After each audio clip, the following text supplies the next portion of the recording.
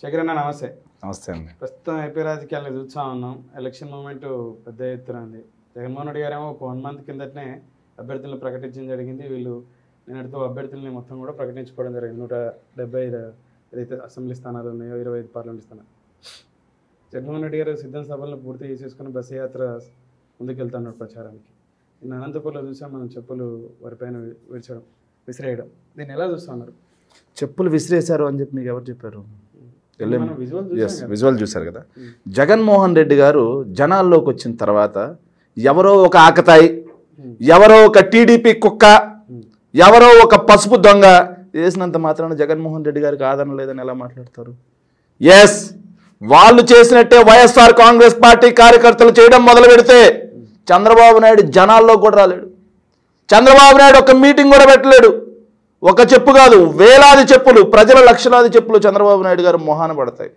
So ఇది ఏ party వాళ్ళు చేసినా సరే ఇది తప్పుడు అంశం. దీన్ని తీవ్రంగా ఖండిస్తున్నాం. అదే అనంతపూర్ సాక్షిగా సిద్ధం సభ ఏర్పాటు చేసినప్పుడు రాప్తాడులో ఒక రిపోర్టర్ని ఏ విధంగా కార్యకర్తలు దాడి చేశారో చూసాం. దానికి ప్రత్యేకంగా అక్కడ ప్రజలు ఆగ్రహంతో చేశారని చెప్పేసి. నో కాదండి. ఎలా అంటే మా పార్టీ ఏదైతే అధికార కార్యక్రమాలు కాదు, గవర్నమెంట్ ప్రభుత్వ కార్యక్రమాలు కాకుండా మా పార్టీ కార్యక్రమాలకు 2017లో మేము ఆంధ్రజ్యోతి పేపర్ని మేము నిషేధించాం. ఏబిఎన్ న్యూస్ ఏదైతే టీవీని మేము నిషేధించాం, ఆంధ్రజ్యోతిని నిషేధించాం, ఈనాడుని నిషేధించాం, అదేవిధంగా మహా న్యూస్ని, టీవీ5 కూడా మేము నిషేధించాం. మేము నిషేధించిన తర్వాత అయ్యా మీరు మా పార్టీ సభలకు రావద్దు, మా పార్టీ కార్యక్రమాల దగ్గరికి మీరు రావద్దు, విజువల్స్ తీయాల్సిన పని లేదు, మేము మిమ్మల్ని నిషేధించాం అని చెప్పాం. నిషేధించాం అని చెప్పిన తర్వాత వాళ్ళకి మా దగ్గర ఏం పని? సిద్ధం సభ 10 లక్షలకు పైగా జనాలు ఉన్నారు అనంతపూర్ రాఫ్తాడు దగ్గర సిద్ధం సభ. నువ్వు జర్నలిస్టువే కాదని ఎవరు అనట్లేదు. సో నువ్వు వాడికి వెళ్ళిన తర్వాత విజువల్స్ తీస్తూ, ఎవరైతే బయటకు వస్తూ ఉంటారో వాళ్ళు విజువల్స్ తీస్తూ జగన్మోహన్ రెడ్డి గారి సభ అట్టర్ ఫ్లాప్, జగన్మోహన్ రెడ్డి గారి సభకు జనాలే రాలేదు అని చెప్పేసి ఎక్కడో ఖాళీ ప్రదేశాన్ని చూపించి బయట ప్రదేశాన్ని నువ్వు ప్రచారం చేస్తూ ఉంటే జగన్మోహన్ రెడ్డి గారి మీద నిత్యం అనునిత్యం 2019లో అధికారంలో వచ్చిన తర్వాతే కాదు, జగన్మోహన్ రెడ్డి గారు 2010లో ఓదార్పు యాత్ర, 10-11లో ఓదార్పు యాత్ర స్టార్ట్ చేసిన నాటి నుండి మొదలు నేటి వరకు జగన్మోహన్ రెడ్డి గారి మీద నిత్యం విషం చమ్మే అబద్ధపు ప్రచారాలు, తప్పుడు ప్రచారాలు చేసే ఒక మీడియా సంస్థ జగన్మోహన్ రెడ్డి గారి అభిమానుల ఎదుటుగా, లక్షలాది మంది అభిమానులు మళ్ళీ వాళ్ళ ఎదుటుగా కూడా ఒక తప్పుడు కథనాన్ని వాళ్ళు లైవ్ షూట్ చేస్తూ ఉంటే అభిమానులు అండి, నాయకులు కాదు, వాళ్ళంతా అభిమానులు. అభిమానుల్లోకి వెళ్ళి వాళ్ళ నాయకుడి గురించి నువ్వు తప్పుడు ప్రచారం చేస్తుంటే ఖచ్చితంగా వాళ్ళు ఆగ్రహావేశాలు చేశారు. దాని మాత్రాన మీడియా మీద దాడి, ఇవన్నీ దీన్ని ఖచ్చితంగా దాన్ని తీసుకోవాల్సిన అవసరం కూడా లేదు.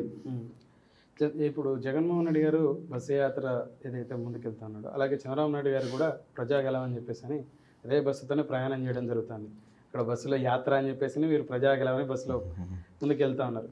ఈ ప్రజాగలంలో పెద్ద ఎత్తున జగన్మోహన్ రెడ్డి గారిని విమర్శించుతున్నది ఏంటంటే చంద్రబాబు నాయుడు గారు, అలాగే వారాహి అనే వాహనం ద్వారా పవన్ కళ్యాణ్ కూడా నిన్న పిఠాపురం సభ వేదిక ద్వారా అభివృద్ధి అనేది లేదు, ఆంధ్రప్రదేశ్లో అరాచకం మాత్రమే ఉంది, సంక్షేమం అనే పేరు పెట్టి బూటకం, సంక్షేమం అనేది అంతా కూడా బూటకం అని చెప్పేసి ఇటు చంద్రబాబు అటు పవన్ కళ్యాణ్ గారు ఇద్దరు కూడా చెప్పుకురావడం జరుగుతుంది. సరే, వాళ్ళు చెప్పినట్టుగా అరాచకమే అనుకుందాం.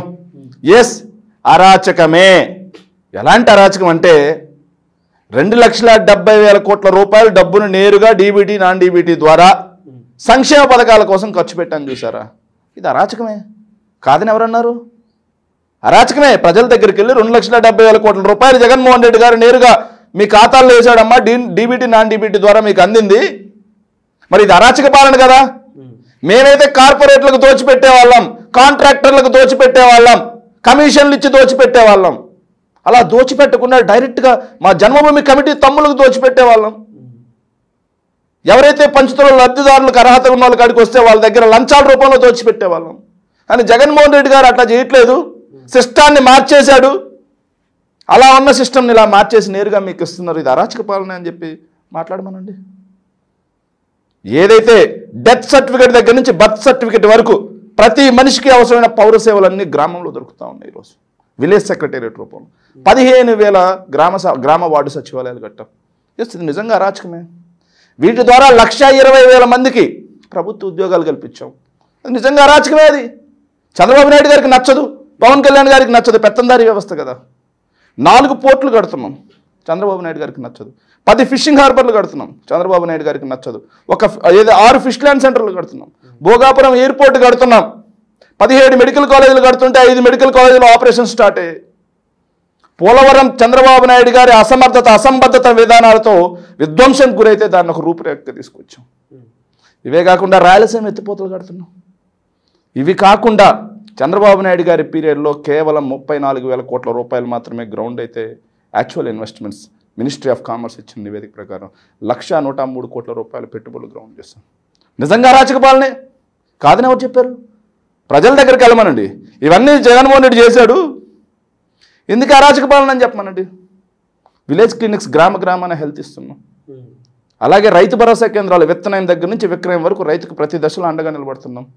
చంద్రబాబు నాయుడు గారు రైతు రుణమాఫీ 87,160 కోట్లు అని చెప్పేసి దాన్ని 24,500 కోట్లకు తగ్గించి అది కూడా 15,000 కోట్లు ఇచ్చి రైతులకు వెన్నుపోటు పొడిస్తే మేము రైతుకి 50,000 ఇస్తాం ప్రతి రైతుకు అని చెప్పేసి 67,500 రూపాయలు ఇచ్చాం. ప్రతి రైతుకు చెప్పిన దానికంటే ఒక్క రైతు భరోసా కిందనే 17,500 కోట్ల రూపాయలు ఎక్కువ ఇచ్చాం.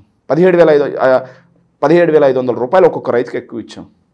రైతుల దగ్గరికి వెళ్ళి ఇది అరాచక పాలన అని చెప్పండి. డ్వాక్రా మహిళల రుణాలన్నీ సంపూర్ణంగా మాఫీ చేస్తా, బ్యాంకుల్లో ఉన్న మీ బంగారం బయటికి రావాలంటే బాబు అధికారంలోకి రావాలి అని చెప్పి అధికారంలోకి వచ్చాడు. ఏమైనా చేశాడా? గుండు సున్నా. కానీ జగన్మోహన్ రెడ్డి గారు 25,500 కోట్ల రూపాయలు డ్వాక్రా మహిళలకి బెనిఫిషరీ ఇచ్చాడు. మరి అరాచక పాలనే కదా. డ్వాక్రా మహిళల దగ్గరికి వెళ్ళి జగన్మోహన్ రెడ్డి ఇంత డబ్బులు మీకు ఎట్లా ఇస్తాడమ్మా, ఇది అరాచకం కాదా అని అడగమనండి, అప్పుడు మాట్లాడదాం. మీరు అన్నారు ఇందాక పోలవరం పూర్తి చేయడం జరిగింది, అలాగే రాయలసీమకు పోలవరం పూర్తి చేయడం జరిగిందని చెప్పి రూపురేఖ తీసుకొచ్చాం. 2019లో జగన్మోహన్ రెడ్డి గారు గెలిచిన నాటికి పోలవరం 2014 నుంచి 19 వరకు ఏ మేరకు పూర్తయింది, 19 నుంచి ఇప్పుడు 24 మేరకు ఏ మేరకు మీరు పనులు చేశారు? చంద్రబాబు నాయుడు గారి పీరియడ్లో స్పిల్వే ఏదైతే ప్రాజెక్ట్కి మెయిన్ డ్యామ్ వర్క్స్ అంటారు, వాటిని మెయిన్ డ్యామ్ వర్క్స్ ఎంత ఫినిష్ చేశాడు, వాటిని హెడ్ వర్క్స్ అని కూడా అంటారు. హెడ్ వర్క్స్ ఎంత పర్సెంటేజ్ పూర్తి చేశాడు? రమ్మని చెప్పండి, మాట్లాడదాం. ఎట్లయినా ఏ ప్రాజెక్టుకైనా సరే మీరు గుర్తుంచుకోండి, ఎనీ ఇరిగేషన్ ప్రాజెక్ట్ ఏ ప్రాజెక్టుకైనా ఎంత శాతం పూర్తయింది అనడానికి 2 ఉంటాయి. ఒకటి వచ్చేసి కాస్ట్. ప్రాజెక్ట్ కాస్ట్ 10,000 కోట్ల రూపాయలు అయితే దాంట్లో ఒక 7,500 కోట్ల రూపాయలు నువ్వు ఖర్చు చేసి ఉంటే ప్రాజెక్టు కోసం అది నీకు 75% పూర్తయినట్టు. లేదు కాంట్రాక్ట్ వర్క్స్ మొత్తం మీద ఏదైతే పోలవరం ప్రాజెక్టులో చాలా వర్క్స్ ఉన్నాయండి, వీళ్ళు చూపించింది కదా. హెడ్ వర్క్స్ ఒకటి ఉంది, ఎర్త్ కమ్ రాక్విల్ డ్యామ్ ఉంది, నెక్స్ట్ అవి కాకుండా రైట్ మెయిన్ కెనాల్కి లెఫ్ట్ మెయిన్ కెనాల్కి సొరంగం ఉంది, అవి కాకుండా హైడ్రో పవర్ ప్రాజెక్ట్ ఉంది, ఇవన్నీ ఉన్నాయి. వీటిల్లో హైడ్రో పవర్ ప్రాజెక్ట్ని చంద్రబాబు నాయుడు గారు చేసింది గుండు సున్నా. హైడ్రో పవర్ ప్రాజెక్ట్ ఈరోజు శరవేగంగా నిర్మాణం జరుగుతుంది. అవి కాకుండా లెఫ్ట్ మెయిన్ కెనాల్కి రైట్ మెయిన్ కెనాల్కి సొరంగాలు మేమే దవ్వాం. అవి కాకుండా ఏదైతే స్పిల్వే ఉందో పునాదుల్లో ఉన్న స్పిల్వేకి ఒక రేకు డబ్బా తీసుకొచ్చి పెట్టి జయము చంద్రన్న అని కొట్టించుకున్నాడు చంద్రబాబు నాయుడు గారు. కానీ నేడెళ్ళి స్పిల్వే చూసుకోండి, వరద నీరు మొత్తం స్పిల్వే ద్వారా పోతున్న విజువల్స్ మీరు చూసారా లేదా? అది ఎవరి ప్రభుత్వ హయాంలో మేము నిర్మించాం. ఇవి కాకుండా ఎర్త్ కమ్ రాక్ఫిల్ డ్యామ్ ఏదైతే డయాఫ్రమ్ వాల్ మొత్తం దెబ్బతినిందండి. తెలుసా మీకు? ఎందుకు దెబ్బతినింది తెలుసా? కాపర్ డ్యామ్స్ అని చెప్పి కట్టాల్సింటే అవి పూర్తి చేయకుండా వాటిల్లో 300 మీటర్ల లోపల గ్యాప్స్ వదలడం వల్ల వరద నీరు మొత్తం ఒకే చోట నుంచి వచ్చి సుడులు తిరిగి డయాఫ్రమ్ వాల్ దారుణంగా దెబ్బతింది. ఒక్కొక్క చోట 50-60 అడుగుల లోతు గోతులు పడ్డాయి. పోలవరం ప్రాజెక్ట్ అథారిటీ అని ఒకటి ఉంటుంది, పీపీఏ అంటుంది. ఆ పోలవరం ప్రాజెక్ట్ అథారిటీ వాళ్ళు డయాఫ్రమ్ ఏదైతే ఉందో దాన్ని ఆపేసి ఎర్త్ కమ్ రాక్ఫిల్ డ్యామ్ మొత్తం ఆపాల్సిందే అని చెప్పేసి ఆపేసి వాటిని మొత్తం వాళ్ళు నివేదికలు ఇచ్చి నిపుణుల పర్యవేక్షణలో ఆ గుంతలు మనం పూడ్చాలా లేకపోతే మొదటి నుంచి మొదలు పెట్టాలా అని చెప్పేసి మొన్న 2 నెలల క్రితం నివేదిక వచ్చింది. అవి మొత్తం పూడ్చుకుంటూ నిపుణుల ఆధ్వర్యంలో చంద్రబాబు నాయుడు గారు 14 నుంచి 19 వరకు అసమర్థతతో పోలవరం నిర్మాణం చేయలేకపోయాడని మేము అనట్లేదండి. చంద్రబాబు నాయుడు గారు మోక్షగండం విశ్వేశ్వరయ్యలాగా తనను తాను ఊహించుకొని ఒక ఇంజనీర్ అవతారం ఎత్తడం వల్ల పోలవరం ప్రాజెక్ట్ అనేది పూర్తిగా దెబ్బతింది అంటున్నాను నేను. ఎస్, మేము అదే చెప్తాం. స్పిల్వే పూర్తి చేశాం. డయాఫ్రమ్ వాల్ ఏదైతే ఉందో ఆ వాల్ని కూడా మేము రిపేర్లు చేస్తూ ముందుకు వస్తున్నాం. ఇవి కాకుండా దాన్ని డయాఫ్రమ్ వాల్ని వాళ్ళ నిపుణుల నివేదికలు ఇవ్వకుండా మనం కట్టడానికి లేదు. ఇంజనీర్ టీం అనేది ఒకటి ఉంటుంది, పోలవరం ప్రాజెక్ట్ అథారిటీ అనేది ఒకటి ఉంటుంది. వాళ్ళు టెస్ట్ చేసి ఏ మేరకు దెబ్బతింది, ఎందుకు దెబ్బతింది, దీన్ని ఎలా ఫిల్ చేయాలి అని చెప్పేసి పూర్తిగా చేసే లోపల మేము పవర్ ప్రాజెక్ట్ ఒకటి హైడ్రో పవర్ ప్రాజెక్ట్ స్టార్ట్ చేసుకున్నాం. అవి కాకుండా టన్నెల్స్ పూర్తి చేసుకున్నాం మేము. సో ఇలా వర్కులు చేసుకుంటూ పోతున్నాం మేము. చంద్రబాబు నాయుడు గారి కంటే కూడా ఇంకా శరవేగంగా వర్కులు చేస్తాం. చెక్ చేసుకోండి పోయి. 2019కి ముందు పోలవరం ఎలా ఉండేది, 2024లో పోలవరం ఎలా ఉంది, వెళ్ళి చెక్ చేసుకోండి. ఇప్పుడు పెద్ద ఎత్తున పోలవరం ఇష్యూ వచ్చినప్పుడు 2022కు పూర్తి చేస్తామని చెప్పేసి అసెంబ్లీ సాక్షిగా అనిల్ కుమార్ యాదవ్ గారు ఇరిగేషన్ శాఖ మంత్రి చెప్పారు. 24 ఇప్పుడు మీరు అధికారం నుంచి అదే అండి నేను చెప్తున్నాను. అదే నేను చెప్తున్నాను, అదే వినండి. మేము 22కి పూర్తి చేస్తా అన్నమాట వాస్తవం, మేము కాదనట్లేదు. కాకపోతే 20లో వచ్చిన వరదలు, 2021లో వచ్చిన వరదల వల్ల ఆ డయాఫ్రమ్ వాల్ మొత్తం కొట్టుకుపోయింది. చంద్రబాబు నాయుడు ఆ గ్యాప్స్ వదిలిపెట్టిపోయాడు. ఆ గ్యాప్స్ వదిలిపెట్టిపోవడం వల్ల ఏదైతే స్పిల్వే మొత్తం మీద పోవాల్సిన వాటర్ కాస్త కేవలం 300 మీటర్ల లోపల పోవటం వల్ల, ఏదైతే మీ ఊర్లో చెరువు ఉంది, చెరువులో ఒక అలుగు ఉంటుంది, చెరువులో అలుగు 5,000 క్యూసెక్కులు మాత్రమే రిలీజ్ ఉంటుంది. అట్లా కాకుండా పైనుంచి 20,000 క్యూసెక్కులు వరద వచ్చింది అనుకో, 5,000 క్యూసెక్కుల్లో వెళ్ళమంటే ఏమవుతుంది? చెరువు గండి పడుతుంది. స్పిల్వే పూర్తి చేయకుండా, కాపర్ డ్యామ్స్ పూర్తి చేయకుండా డయాఫ్రమ్ వాల్ ఎందుకు కట్టాడు? కట్టడం వల్ల డయాఫ్రమ్ వాలే మెయిన్, వరదను మొత్తం ఆపాల్సింది అదే. వరదను ఆపి స్పిల్వేలో నుంచి సైడ్ నుంచి తీసుకెళ్ళాలి. ఏదైతే నదికి అడ్డంగా కట్టింది కాదు, ఏది స్పిల్వే, నదీ ప్రవాహాన్ని మళ్లించి కట్టింది స్పిల్వే. ఆ నదీ ప్రవాహాన్ని ఆపాల్సింది ఏంటి? Diaphragm wall. ఆ డయాఫ్రమ్ గట్టిగా లేకపోతే ఏమవుతుంది? వరద ఎక్కువ వచ్చినప్పుడు డయాఫ్రమ్ వాల్ కొట్టుకుపోతే రాజమండ్రి దగ్గర నుంచి మొత్తం ఖచ్చితంగా 2025 లోపల, 25 ఎండింగ్ లేదంటే 26 వరద వచ్చే లోపల పోలవరం ప్రాజెక్ట్ పూర్తవుతుంది. 100%. 100 చెప్తున్నాం కదా, డయాఫ్రమ్ వాల్ మొత్తం కొట్టుకుపోయింది. పోలవరం ప్రాజెక్ట్ అథారిటీ ఆ పనులు ఆపాల్సిందే నివేదికలు వచ్చేంత వరకు అని చెప్పారు. వాళ్ళు నివేదికలు వచ్చేంత వరకు మేము పనులు ఆపాలా, లేకపోతే ముందుకు తీసుకెళ్ళాలి. 24 ఈ 5 సంవత్సరాల కాల పరిధిలో ఇరిగేషన్ డెవలప్మెంట్ మేరకు మీరు కేటాయించిన నిధులు ఏంటి అంటే, ముఖ్యంగా రాయలసీమ ప్రాంతానికి చెప్తానండి. చేపట్టిన ప్రాజెక్టులు చెప్తాను. ఏదైతే బ్రహ్మసాగర్ ప్రాజెక్ట్ ఉన్నా, బ్రహ్మసాగర్ ప్రాజెక్ట్ 17 టీఎంసీలు.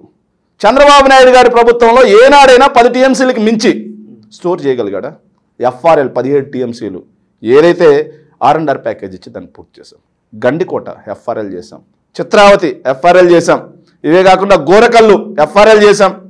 నెక్స్ట్ ఇంకోటి హెచ్ఎన్ఎస్ఎస్కి జిఎన్ఎస్ఎస్కి లింక్ ఉంది. ఆ లింక్ కూడా శరవేగంగా నడుస్తుంది.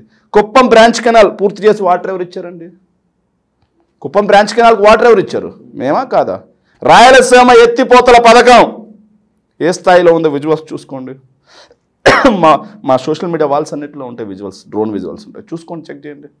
ఇవి కాకుండా ఏదైతే 11,000 క్యూసెక్లు ఉన్నటువంటి పోతిరెడ్డిపాడు హెడ్ రెగ్యులేటర్ని 44,000 క్యూసెక్లకి పెంచింది ఎవరు? దివంగత రాజశేఖర రెడ్డి గారు అయితే దాన్ని 90,000 క్యూసెక్లకి ఎవరు పెంచుతున్నారు? Works under process. Chandrababu Naidu గారు ఏనాడు ఆ దిశగా అడుగులు వేయలేదే. చంద్రబాబు నాయుడు గారు ఎంతవరకు ఆయన ఒక ఈవెంట్స్ మాత్రమే చేశాడు ఇరిగేషన్లో, ఈవెంట్స్ మాత్రమే. ఏదైతే రాజశేఖర రెడ్డి గారు అలాగే కిరణ్ కుమార్ రెడ్డి గారి ప్రభుత్వ హయాంలో పూర్తయిన ప్రాజెక్టులకి ఆయన టెంకాయలు కొట్టి ఎక్సెస్ రేట్లు పెంచుకొని కెనాల్స్ అనే అవి ఇవి అని చెప్పేసి డబ్బు దోచుకున్నాడు తప్పిస్తే నిజంగా రాయలసీమకి వాటర్ ఇచ్చినటువంటి చరిత్ర కాదు. చంద్రబాబు నాయుడు గారికి పిచ్చి పట్టిపోయిందండి. పట్టిసీమ ప్రాజెక్ట్ అనేది ఏంటండి? పట్టిసీమ ప్రాజెక్ట్ ఒకటి బూటకం. 2017లోనే మాట్లాడాం మేము. వైఎస్ రాజశేఖర రెడ్డి గారు కట్టినటువంటి పోలవరం కుడి కాలువ మీద 1800 కోట్ల రూపాయలుతో లిఫ్ట్ పెట్టాడు. ఆ లిఫ్ట్కి పెట్టినటువంటి ఆ లిఫ్ట్ అండి, పట్టిసీమ దగ్గర లిఫ్ట్, అది అసలు అవసరం లేదు లిఫ్ట్ అని చెప్పేసి ఇరిగేషన్ నిపుణులు చెప్పినా సరే, ఇరిగేషన్ నిపుణులంతా వారించినా సరే, కమిషన్ల కోసం పట్టిసీమ లిఫ్ట్ అనేది పెట్టాడు. ఆ పట్టిసీమ లిఫ్ట్కి పెట్టిన టైంలో పోలవరం ప్రాజెక్ట్ మీద 1800 కోట్లు ఇన్వెస్ట్ చేయొచ్చు. నో. ఆ లిఫ్ట్ ఏంటో తెలుసా? ఆ మోటార్లు, లిఫ్ట్ మోటార్లు ఎక్కడి నుంచి తీసుకెళ్ళారు తెలుసా? హంద్రీనీవా పంపులు. రాయలసీమ నుంచి హంద్రీనీవా పంపులు తీసుకెళ్ళి పట్టిసీమకు కట్టుకున్నాడు. ఇంకో మాట, చంద్రబాబు నాయుడు గారికి పిచ్చి పట్టిపోయిందండి. ఎంత పిచ్చి పట్టిందంటే, చంద్రబాబు నాయుడు గారు మాట్లాడే మాటలు ఎలా ఉంటాయంటే, రాయలసీమలో సభల్లో ఈ మధ్య ఆయన ప్రజాకలం అని మాట్లాడుతూ గోదావరి వాటర్ రాయలసీమకి ఇస్తాను అంట. ఎట్లా ఇస్తావు నువ్వు గోదావరి వాటర్ రాయలసీమకి? చెప్పమనండి. ఏ దారిని నేను ఇస్తాను? గోదావరి వాటర్ పోలవరంగిన పూర్తయితే వచ్చి కలిసేది ఎక్కడండి? కృష్ణానదిలో. వచ్చి కృష్ణానదిలో ఎక్కడ కలుస్తుంది గోదావరి వాటర్ చెప్పండి? ఏదైతే విజయవాడకి పైన కలుస్తుంది, శ్రీశైలంలో కలుస్తుందా గోదావరి వాటర్ వచ్చి? అదే నేను అడుగుతున్నాను. చంద్రబాబు నాయుడు గారికి పిచ్చి పెట్టింది రాష్ట్ర ప్రజలందరికీ. ఆ పిచ్చి ఎక్కించడం కోసం ఒక సైకోలాగా తిరుగుతున్నాడు చంద్రబాబు నాయుడు. ఎలా చెప్పమానండి? దమ్ముగూడెం టెయిల్ పాండ్ అని ఒకటి ఉందండి గోదావరి వాటర్ మీద. రాజశేఖర రెడ్డి గారు ప్రపోజల్ తీసుకొచ్చినటువంటి ప్రాజెక్ట్ అది. ఒకవేళ దమ్ముగూడెం టెయిల్ పాండ్ వాటర్ తీసుకొచ్చినా నాగార్జున సాగర్ పైన పడతాయి. మరి శ్రీశైలంలో పడితే కదా రాయలసీమకు వాటర్ వస్తాయి. శ్రీశైలంలో పడకుండా రాయలసీమకు వాటర్ ఎట్టు వస్తాయి? శ్రీశైలంలోకి నువ్వు గోదావరి జలాలు ఎలా తీసుకొస్తావు? అది చెప్పమనండి చాలు. చంద్రబాబు నాయుడు గారిని ఒక ఇంజనీర్ విజనరీ అని మాట్లాడతాను నేను. చంద్రబాబు నాయుడు గారు గోదావరి జలాలు ఎలా తీసుకొచ్చి శ్రీశైలంలో వేస్తారు అది చెప్పమనండి, మాట్లాడదాం.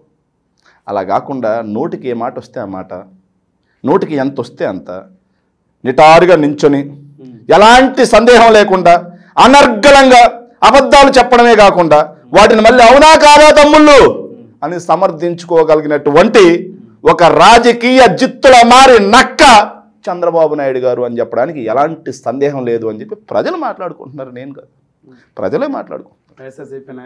వైఎస్ఆర్సీపీ నాయకులు మాట్లాడుకుంటే రాజకీయం అవుతుందండి. ప్రజలే మాట్లాడుకుంటున్నారు ఈరోజు. ఏ ఆర్టిఫిషియల్ ఇంటెలిజెన్స్ వాడి నా మేధో శక్తిని పెంచుకొని మీ పేదరికాన్ని తగ్గిస్తా అంటాడు ఒక చోట.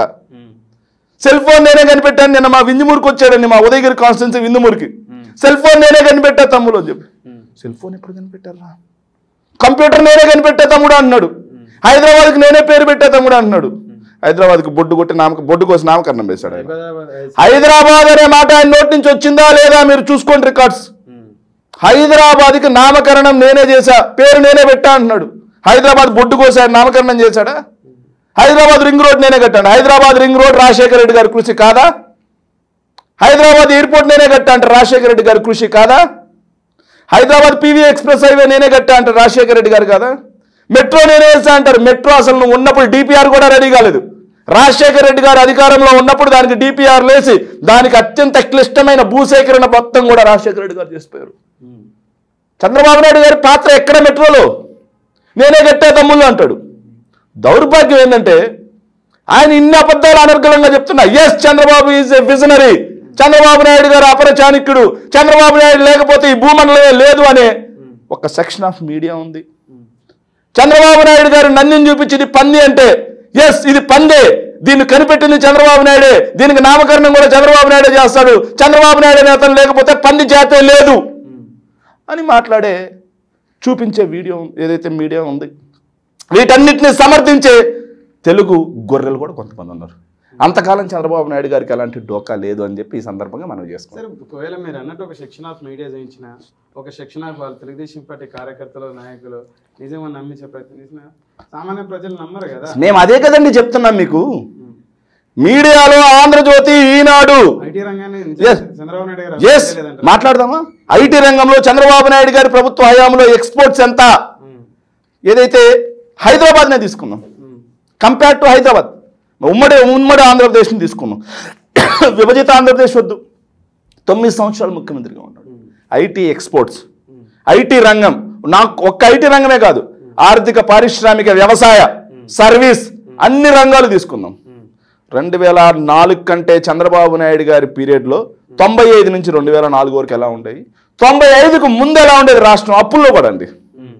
మరి రాజశేఖర రెడ్డి గారు వచ్చిన తర్వాత 2009 కేవలం 6 సంవత్సరాల కాలం, ఈ పీరియడ్లో ఎలా జరిగింది అనేది డేటా తీసి కంపేర్ చేద్దామా? చంద్రబాబు నాయుడు గారి బట్టలు ఇప్పేయగలం మేము విత్ డేటా. నోటి మాట కాదండి, విత్ డేటా. క్యాలిక్యులేషన్స్ అనేవి కొన్ని ఉంటాయి.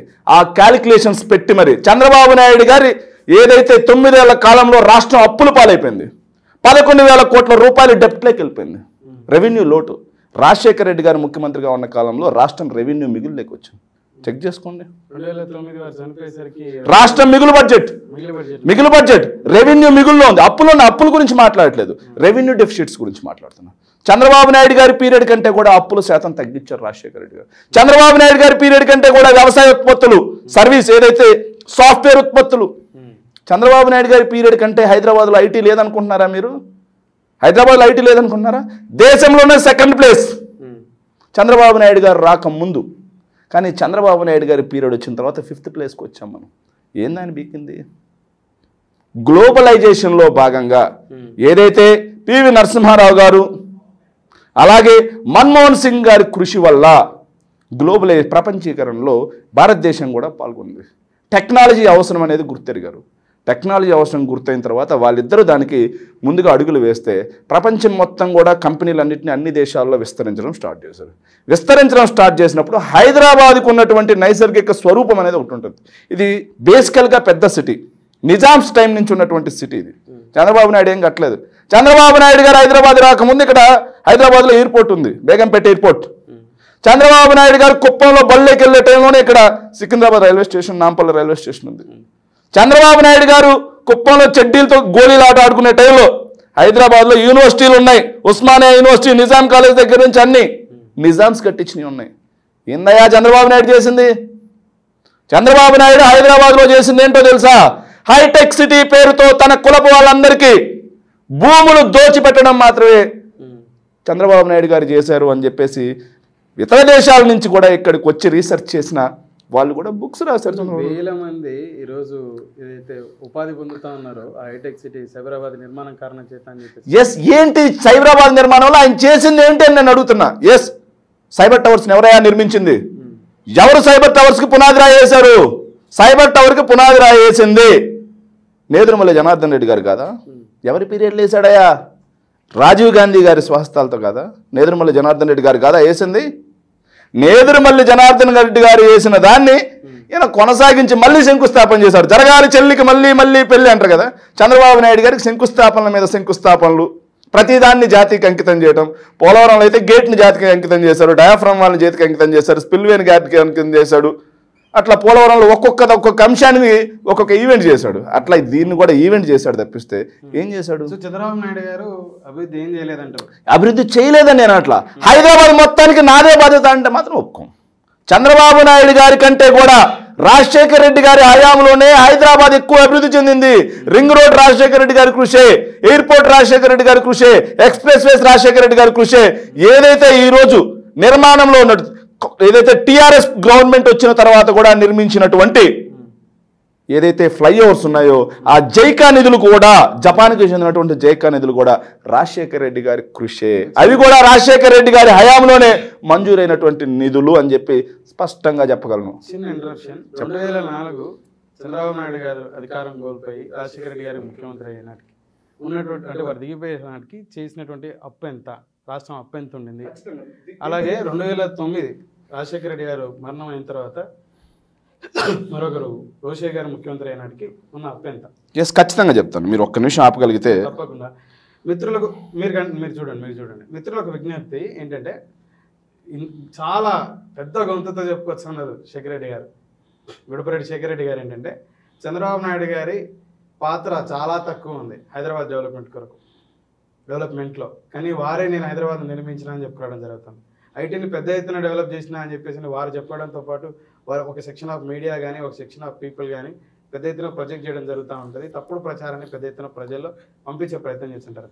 ఈ వీడియో చూసినటువంటి ఎవరైనా ఇక్కడ హైదరాబాద్లో ఎంప్లాయ్మెంట్ పొందుతా ఉన్నటువంటి వ్యక్తులు మీకు ఏమైనా అవగాహన ఉంటే కింద కామెంట్లో ఇందులో నిజం ఎంత, వారి అభిప్రాయంతో ఏకీభవించే వాళ్ళు లేకపోతే ఆ ఏకీభవించని వాళ్ళు మీ కామెంట్ తెలియపరచగలరు.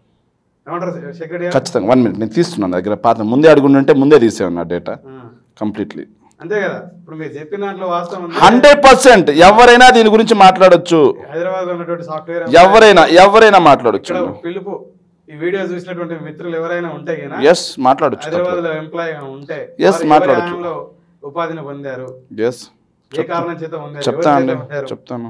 98, 99లో వాస్తవంగా చెప్పాలంటే 94, 95 టయానికి ఏదైతే 94, 95 మూడోసారి తెలుగుదేశం ప్రభుత్వం అధికారంలోకి వచ్చే టయానికి రాష్ట్రంలో సాఫ్ట్వేర్ ఎగుమతులు 250 కోట్లు. అంటే ఏదైతే దేశం మొత్తం మీద 250 కోట్లు ఉంటే రాష్ట్ర వాటా 22 కోట్లు. అంటే దాదాపుగా 9%. దేశంలోనే 3వ స్థానంలో మనం ఉండేవాళ్ళం. దేశంలో 3వ స్థానంలో చంద్రబాబు నాయుడు గారు సీఎం కాకముందు ఆంధ్రప్రదేశ్లో సాఫ్ట్వేర్ ఎగుమతులు ఉండేవి. కానీ 98, 99 సంవత్సరానికి వచ్చేసరికి రాష్ట్రంలో ఎగుమతులు 22 కోట్ల నుంచి 575 కోట్ల రూపాయలకు పెరిగిన మాట వాస్తవం. కానీ దేశవ్యాప్తంగా తీసుకుంటే దేశవ్యాప్తంగా తీసుకుంటే మొత్తం 6,300 కోట్ల రూపాయలు భారతదేశం యొక్క మొత్తం యొక్క సాఫ్ట్వేర్ ఎగుమతులు అయితే ఆంధ్రప్రదేశ్ వాటా 9% మాత్రమే. ఆంధ్రప్రదేశ్ వాటా కూడా 9% మాత్రమే. సో చంద్రబాబు నాయుడు గారి పీరియడ్కి ముందు 9%, చంద్రబాబు నాయుడు గారు వచ్చిన తర్వాత 9% దేశవ్యాప్తంగా ఉన్నటువంటి సాఫ్ట్వేర్ ఎగుమతులు. దేశవ్యాప్తంగా విపరీతంగా పెరిగింది. కానీ ఏపీలో మాత్రం 3rd ప్లేస్ నుంచి మనం 5th ప్లేస్కి వచ్చాం. తమిళనాడు చెందింది నోయిడా కూడా చంద్రబాబు నాయుడు గారి పీరియడ్ కంటే కూడా ఎక్కువగా డెవలప్ అయింది. హైదరాబాద్ కంటే నోయిడా ఎక్కువ డెవలప్ అయింది. తమిళనాడు కూడా ఎక్కువ డెవలప్ అయింది. పూణే కూడా. ఎస్, ఇవి కాకుండా ఏదైతే రాజశేఖర రెడ్డి గారు 2004 ఎక్కేసరికి 5,025 కోట్ల రూపాయలు విలువైన ఐటీ ఎగుమతులు ఉండేవి. రాజశేఖర రెడ్డి గారు ఎక్కటానికి 5,025 కోట్ల రూపాయల ఐటీ ఎగుమతులు ఉంటే ఆయన 2010 నాటికి అది 36,000 కోట్ల రూపాయలకు పెరిగిందండి. చంద్రబాబు నాయుడు దిగిపోయే టైంకి 5,000 కోట్ల రూపాయలు ఐటీ ఎగుమతులు ఆంధ్రప్రదేశ్ వాటా. కానీ రాజశేఖర రెడ్డి గారు దిగిపోయే టైంకి అది 36,000 కోట్ల రూపాయలకు పెరిగింది. ఇలాంటివన్నీ చెప్పే చంద్రబాబు నాయుడు గారు ఏం చెప్తారంటే నేను విత్తనాలు వేసా, విత్తనాలు చెట్లను తీసుకొని పోతున్నాను. పునాదులు ఏంటండి? పునాదులు ఏంటి? రింగ్ రోడ్ ఏమైనా ఆయన పునాది వేశాడా? ఫినాన్షియల్ డిస్ట్రిక్ట్ ఆయన పునాది వేశాడా? సైబర్ టవర్కి ఆయన పునాది వేశాడా? నేను అడుగుతున్నా డైరెక్ట్గా. సైబర్ టవర్కి ఆయన పునాది వేశాడా? రింగ్ రోడ్కి పునాది వేశాడా? ఎయిర్పోర్ట్కి, ఇంటర్నేషనల్ ఎయిర్పోర్ట్ పునాది వేశాడా? ఎక్స్ప్రెస్ వేకి పునాది వేశాడా? ఫినాన్షియల్ డిస్ట్రిక్ట్కి పునాది వేశాడా? చెప్పండి. Yes, challenge to any yellows. చెప్పండి, వీటిల్లో దేనికైనా చంద్రబాబు నాయుడు పునాది వేశాడా? ఎస్, దాని గురించి కూడా నేను మాట్లాడతానండి. చంద్రబాబు నాయుడు గారి విషయంలో అప్పులు కూడా మామూలుగా ఉండవండి. చంద్రబాబు నాయుడు గారి అప్పులు, బాబు గారు అప్పులు ఎట్లా ఉంటాయనే దానికి నా దగ్గర అన్నీ ఉన్నాయి, లేకుండా ఏం లేదు. అప్పుల సామ్రాట్ చంద్రబాబు నాయుడు అని చెప్పేసి 2017లో నేను ఒక ఆర్టికల్ రాశానండి. అప్పుల సామ్రాట్ చంద్రబాబు నాయుడు అని చెప్పేసి విత్ డేటాతోటి మొత్తం ఊరికే మాట్లాడడం మనం. ఎస్, చంద్రబాబు నాయుడు గారు 5 ఏళ్ల పాలనలో ఆర్థిక క్రమశిక్షణ ఎలా కట్టలు దిగింది, ఏ 5 ఏళ్ల కాలంలో తెలుసా? ఏదైతే మొన్న 2014 నుంచి 19 వరకు ఆర్థిక క్రమశిక్షణ ఎలా జరిగి, ఆర్థిక అవకతవకలు ఎలా జరిగాయని చెప్పేసి కాకు కూడా చెప్పింది. అదే చెప్తున్నాను. చంద్రబాబు నాయుడు గారు ఏదైతే ఉమ్మడి ఆంధ్రప్రదేశ్లో 9 ఏళ్ల ఆర్థిక పరిపాలన ఎలా ఉంది, 9 ఏళ్లలో ఆయన చేసింది ఏంటంటే 95 వైస్రాయ్ ఘటన వచ్చే టయానికి ఉమ్మడి ఆంధ్రప్రదేశ్ ఆదాయం 13,100 కోట్లు ఉంటే 13,100 కోట్లు ఉమ్మడి ఆంధ్రప్రదేశ్ ఆదాయం. వైస్రాయ్ హోటల్లో చంద్రబాబు నాయుడు గారి మీద చెప్పులేసి అధికారాన్ని చంద్రబాబు నాయుడు గారు రామారావు గారి మీద చెప్పులు వేసి, ఎన్టీ రామారావు గారి మీద చెప్పులు వేసి ఆ నుంచి అధికారం లాక్కొని ఆయన ముఖ్యమంత్రి అయ్యే టయానికి ఏదైతే 95లో 13,000 ఆయనకున్నటువంటి ఏదైతే అప్పు ఎంత ఉందంటే రాష్ట్ర అప్పు ఆయన దిగిపోయే టయానికి 13,100 కోట్ల రూపాయల రాష్ట్ర ఆదాయం ఉంటే ఖర్చులు 14,800 కోట్ల రూపాయలు ఉండేవి. అంటే బడ్జెట్ లోటు ఎంత ఉండేదంటే 1,700 కోట్ల రూపాయలు మాత్రమే ఉండేది. బడ్జెట్ లోటు ఏదైతే మనకు వచ్చే ఆదాయానికి మనం పెట్టే పెట్టుబడికి మధ్య ఉన్న గ్యాప్, బడ్జెట్ లోటు కేవలం 1,700 కోట్ల రూపాయలు మాత్రమే ఉండేది. కానీ 95 బాబు ఆయన వచ్చే టయానికి అది. కానీ బాబు గారు 9 ఏళ్ళు పాలించి ఆయన దిగిపోయే టయానికి రాష్ట్ర ఆదాయం ఏం పెద్దగా పెరిగింది లేదు. కేవలం 10,000 కోట్ల రూపాయలు మాత్రమే. 9 సంవత్సరాల కాలంలో 13,000 కోట్ల రూపాయలు మాత్రమే పెరిగింది. 26,869 కోట్లు కాగా ఖర్చులు మాత్రం 35,575 కోట్లు. అంటే రెవెన్యూ లోటు ఎంత పెట్టాడు తెలుసా ఆయన? రెవెన్యూ లోటు ఆయన దిగిపోయే టయానికి 8,700 కోట్ల రూపాయలు రెవెన్యూ లోటుతో రాజశేఖర రెడ్డి గారికి గవర్నమెంట్ అప్పచెప్పాడు. మరి రాజశేఖర రెడ్డి గారు దిగిపోయే టయానికి 2009 నాటికి రాష్ట్ర ఆదాయం ఎంత పెరిగిందో తెలుసా? డబల్ అయిపోయింది. 30,000 కోట్ల నుంచి 62,000 కోట్ల రూపాయలకి రాష్ట్ర ఆదాయం డబల్ అయిపోయి ఖర్చులు మాత్రం 61,854 కోట్ల రూపాయలు. ఎస్, అది చెప్తానండి. 61,854 కోట్ల రూపాయలకి రాష్ట్రం యొక్క ఖర్చులు పెరిగాయి అన్నమాట. సో ఆడ రెవెన్యూ లోటు ఎంత ఉంది తెలుసా అండి? ఏదైతే మనకు వచ్చే బడ్జెట్కి మన ఖర్చుకి మొద్ద కేవలం 1,000 కోట్ల రూపాయలు. చంద్రబాబు నాయుడు గారు హయాంలో ఆయన ఆదాయం పెరిగింది లేదు, కానీ ఖర్చులు పెరిగాయి. రెవెన్యూ మధ్య లోటు అనేది 8,000 కోట్ల రూపాయలకు పెరిగితే, కానీ రాజశేఖర రెడ్డి గారి ప్రభుత్వ హయాంలో ఆదాయం డబుల్ అయింది, ఖర్చులు పెరిగాయి, కానీ రెవెన్యూ లోటు కేవలం 1,000 కోట్ల రూపాయలు మాత్రమే పెట్టిపోయారు. అంటే 8,000 కోట్ల రూపాయల రెవెన్యూ లోటుని 8,000 కోట్ల రూపాయలకి రాజశేఖర రెడ్డి గారు తీసుకొచ్చారు. ఇక చంద్రబాబు నాయుడు గారు 9,000 సంవత్సరంలో 99 రోజులు ఓడీకి వెళ్ళాడండి, ఓవర్ డ్రాఫ్ట్కి. కానీ రాజశేఖర రెడ్డి గారు 5 సంవత్సరాల కాలంలో ఒక్కరోజు కూడా, కనీసం ఒక్కరోజు కూడా ఓడీకి వెళ్ళలేదు. మళ్ళీ ఎప్పుడు వెళ్ళా తెలుసా ఓడీకి? 2014లో మళ్ళీ చంద్రబాబు నాయుడు గారు ముఖ్యమంత్రి అయిన తర్వాత స్టేట్ గవర్నమెంట్ ఓడీకి వెళ్ళడం జరిగింది. మరి ఎవరికి ఆర్థిక క్రమశిక్షణ ఉంది? నేను చెప్తా అండి, వెళ్ళామండి, చెప్తున్నా. ఎవరికి ఆర్థిక క్రమశిక్షణ ఉంది? వెళ్ళలేదని నేను చెప్పండి. ఎవరికి ఆర్థిక క్రమశిక్షణ ఉంది? ఏదైతే సంపన్న రాష్ట్రంగా ఉన్నటువంటి ఆంధ్రప్రదేశ్ని 95 నుంచి 2004 దాకా పంది కుక్కుల్లాగా తిన్నారు. రాష్ట్ర ఆదాయం పెంచకపోగా ఖర్చులు పెంచి రెవెన్యూ లోటును పెంచారు. కానీ రాజశేఖర రెడ్డి గారు రాష్ట్ర ఆదాయాన్ని డబుల్ చేశారు. అలాగే సంక్షేమ పథకాల రూపంలో, సాగునీటి పథకాల రూపంలో అన్నింటినీ కూడా ఖర్చుని డెవలప్ చేశారు. రెవెన్యూ లోటు కేవలం 1,000 కోట్ల రూపాయలు మాత్రమే పెట్టారు. మరి ఎవరు విజనరీ? మరి ఎందుకని ఈ రోజుకి పెద్ద ఎత్తున అంటే నాడు రాజశేఖర రెడ్డి గారు కానీ నేడు వారి కుమారుడు జగన్మోహన్ రెడ్డి గారు సంక్షేమానికి పెద్ద ఎత్తున ప్రాధాన్యత ఇవ్వడం జరుగుతుంది, కానీ అభివృద్ధికి ప్రాధాన్యత ఇవ్వట్లేదు. ప్రజలకి రూపాయి పంచడం కాదు, రూపాయి సంపాదించుకోవడం అదే అండి. పంచుడేంటి, పన్నులు పెద్ద ఎత్తున. సరే అండి, సరే ఒక మాట అండి. సరే, రాజశేఖర రెడ్డి గారి పీరియడ్ని కొద్దిసేపు తీసేయండి, చంద్రబాబు నాయుడు గారు ఉమ్మడి ఆంధ్రప్రదేశ్ పీరియడ్ని కొద్దిసేపు తీసేయండి. మరి చంద్రబాబు నాయుడు గారు 2014 నుంచి 19 వరకు ఆంధ్రప్రదేశ్ రాష్ట్రానికి పొడిచింది ఏంటి? మీరు అభివృద్ధి అంటున్నారు. చంద్రబాబు నాయుడు గారు ఒక్క సీపోర్ట్ కట్టారా? సీపోర్ట్ కట్టడం అంటే రాష్ట్ర సంపద పెరిగినట్టా కాదా? కట్టారా? చెప్పండి. చంద్రబాబు నాయుడు గారు 14 సంవత్సరాల కాలంలో రాష్ట్రానికి కట్టిన సీపోర్ట్ గుండు 0. కానీ మేము 4 కడుతున్నాం. కనిపించట్లేదా మీకు? ఎస్. ఒక్క ఫిషింగ్ హార్బర్ కట్టారా? మత్స్యకార సోదరులు మన దగ్గర ఫిషింగ్ హార్బర్ లేక వలసలు పోయి గుజరాత్ నుంచి పాకిస్తాన్ జైళ్లలో మగ్గితే కరోనా సమయంలో రాష్ట్ర ప్రభుత్వ కృషితో వచ్చిన సందర్భాలు మీరు మర్చిపోయారా? బంగ్లాదేశ్ జైళ్లలో మగ్గారు, మర్చిపోయారా? శ్రీలంక జైళ్లలో మగ్గారు, మర్చిపోయారా? ఆ పరిస్థితి రాకూడదు. రాష్ట్రం బ్లూ ఎకానమీలో ఇప్పటికీ నెంబర్ 1 ఉంది, కానీ దాన్ని ఇంకా డబల్ చేయాలి అని చెప్పేసి జగన్మోహన్ రెడ్డి గారు ఒక దృఢ సంకల్పంతో 10 ఫిషింగ్ హార్బర్లు కడుతున్నారు, 6 ఫిష్ ల్యాండ్ సెంటర్లు కడుతున్నారు.